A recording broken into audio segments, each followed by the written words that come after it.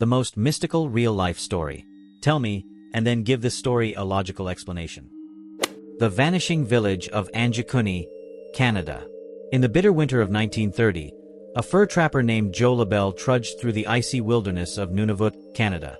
Seeking warmth, he stumbled into the remote Inuit village of Anjikuni, a settlement he had visited many times before. But this time, something was terribly wrong. Every hut stood eerily silent. Fires had burned out mid-meal. Tools were left half-finished. Clothes and provisions were still in place, but the villagers, dozens of them, were gone. Not a single footprint marked the fresh snow. The only sound was the wind screaming across the frozen lake. Mounties were dispatched to investigate, and soon whispers spread across the north. Some claimed hunters had found sled dogs starved and buried under snow, as if abandoned without reason. Others swore the stars themselves had moved strangely that night, as though something unearthly had descended. Paranormal theorists spoke of alien abductions, time slips, even spirits of the land reclaiming their people. With no bodies and no trace of violence, the mystery only deepened. How could an entire community vanish without leaving behind a single clue? But what if the truth is far more fascinating than fiction? Modern historians discovered that the story of Anjikuni may have been wildly exaggerated by a single newspaper report in 1930. The Royal Canadian Mounted Police later declared there was no official record of such a disappearance, and that LaBelle's account may have been fabricated or distorted over time. More likely, the tale grew from local folklore, embellished by journalists eager for sensation. While no Inuit village truly vanished into thin air, the legend of Anjikuni endures, an example of how myth can outlast truth in the cold silence of the Arctic. The Ghost Ship of Northumberland Strait, Canada. For more than 2 centuries, fishermen along Canada's Northumberland Strait have told the same chilling tale. On calm nights, a massive 3-masted ship would appear out of nowhere, its sails glowing in a furious blaze. Witnesses described crew members rushing about in panic, leaping into the sea as the vessel burned from bow to stern. Yet when rescuers rowed out to help, the phantom ship always dissolved into mist, vanishing as suddenly as it had appeared.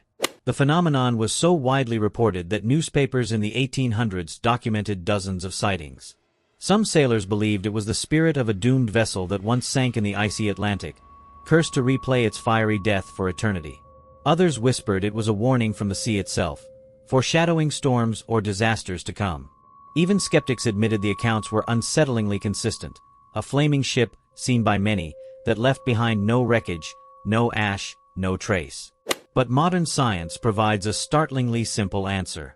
The glowing apparition is believed to be a rare optical illusion known as St. Elmo's fire, a weather phenomenon where electrical charges cause air and moisture to glow with an eerie light. Combined with the strait's fog, reflections, and shifting temperatures, the result can resemble towering sails alight on the horizon. To the frightened eyes of sailors, it seemed like a burning ghost ship.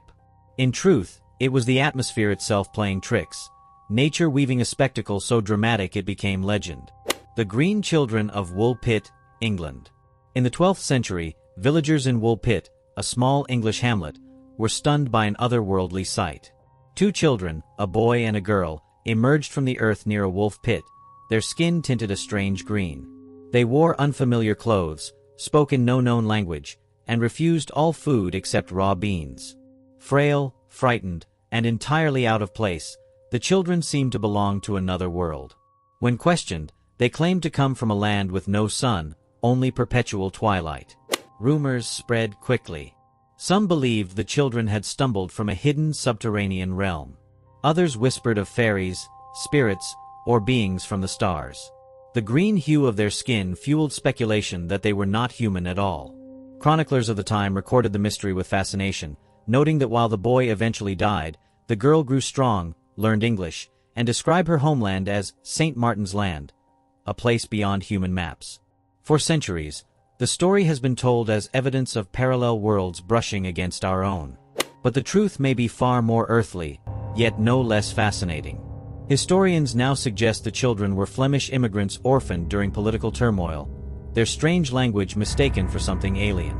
Their green-tinged skin could have been the result of chlorosis, an iron deficiency anemia caused by malnutrition, which fades once a proper diet is restored. As the girl adapted, she lost her green pallor, fitting seamlessly into English life. What began as a baffling legend of visitors from another world may have been a tragic story of displaced children, reminders that even the strangest mysteries often have human origins. Thanks a lot for watching. Don't forget to subscribe to the channel.